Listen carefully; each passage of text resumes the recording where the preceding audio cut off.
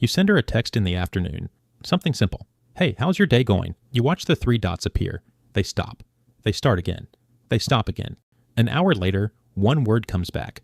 Good. 2 months ago, that same text would have gotten 3 paragraphs, an emoji, a picture of her lunch, and a question about your day. Now you get 1 word. You put your phone down, you stare at it for a moment, and you already know something is wrong before you can name what changed. You've been feeling it for weeks. The way she doesn't reach for your hand anymore when you're driving. The way her body has started facing away from you on the couch, even when you're sitting close. The way she used to laugh at your jokes and now she just half smiles and looks back down at her phone. You've been trying not to notice, but last Tuesday she said, "Have a good day," without looking up from her coffee. And something in your chest went quiet in a way you don't know how to explain. Last night, you watched her scroll through her phone in bed, and whatever she was reading, she looked at it with more warmth than she has looked at you in a month. You've asked her what's wrong. She says nothing. She says she's fine. She says she's just tired. You want to believe her, but you already know she's lying. And the worst part is, you don't think she knows she's lying. Something has changed, and in the deepest, most private part of you, you're already asking the question you're too scared to ask out loud. Is she leaving me? If any of this feels familiar, I want to tell you something before we go any further. She probably isn't leaving you. Not the way you think. Sometimes it really is something else. Someone else. A life change. A decision she's already made. But most of the time, it isn't that. Most of the time, what's happening inside her has a name, and most men are never taught to see it. Let me tell you about a woman on a couch. She's sitting across from her husband. They're arguing about something small, something they've argued about before, and a psychologist named John Gottman is watching them through a one-way mirror at the University of Washington. He has electrodes on her chest, measuring her heart rate. Her husband is talking. She's listening. From the outside, she looks calm. Her voice is level. Her face is relaxed. And then Gottman notices something on the monitor.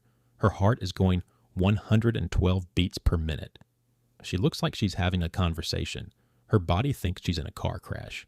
Gottman spent 30 years watching couples in that lab, and what he found there quietly rewrote what we know about how relationships die.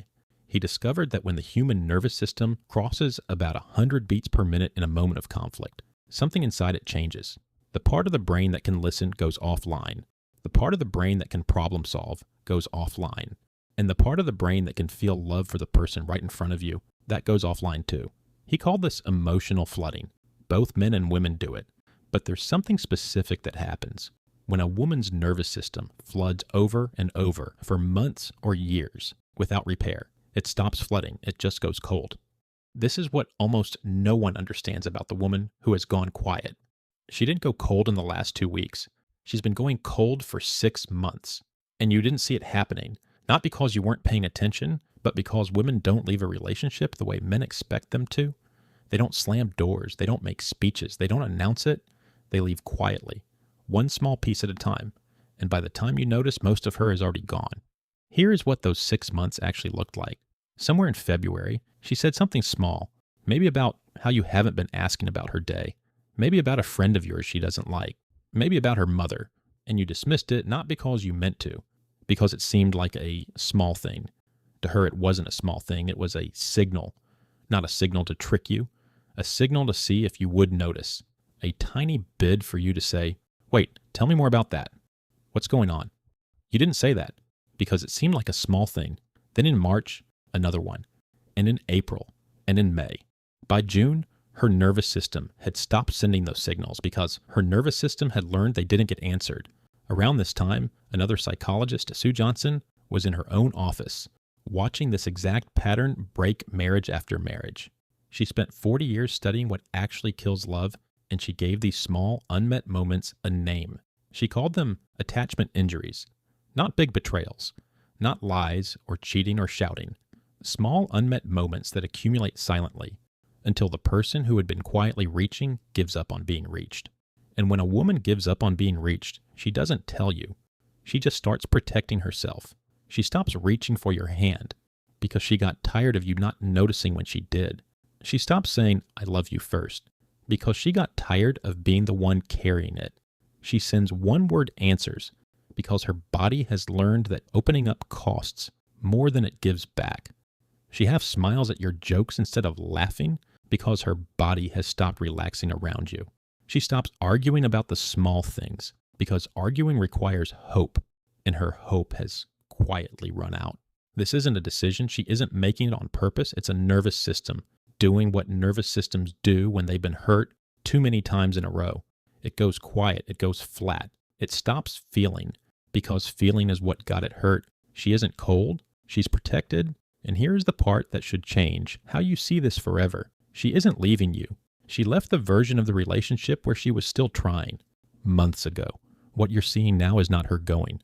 It's what remains after the going has already happened. The good news, if there is any, is this. What her nervous system has done isn't permanent.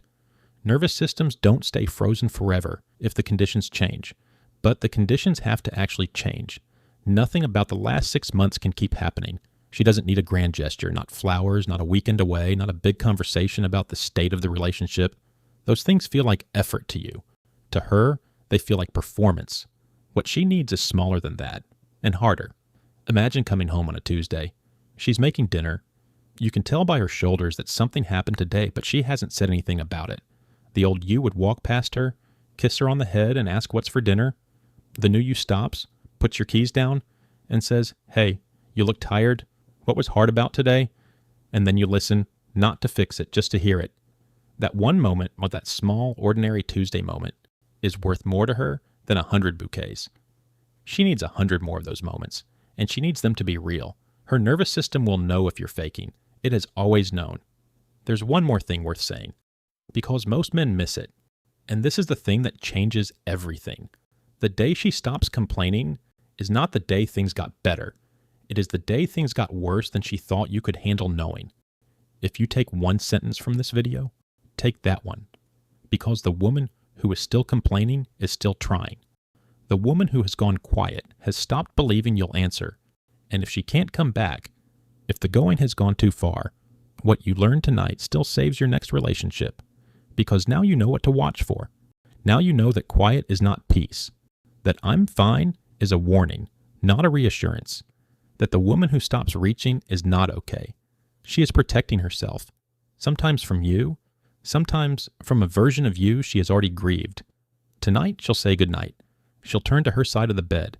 The space between you will feel a little colder than it used to. You don't have to fix it in one night. You just have to be the one who finally sees her while she's still there.